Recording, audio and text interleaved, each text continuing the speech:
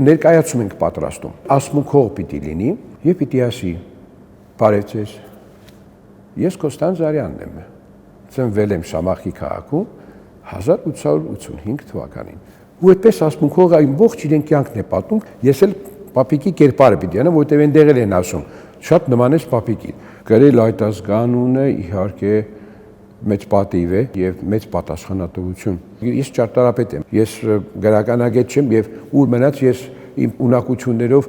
Կոստան Զարյանի ժառանգությունը ուսումնասիրեմ։ Ես ազգանուն գրողն եմ եւ ուրախ եմ, եթե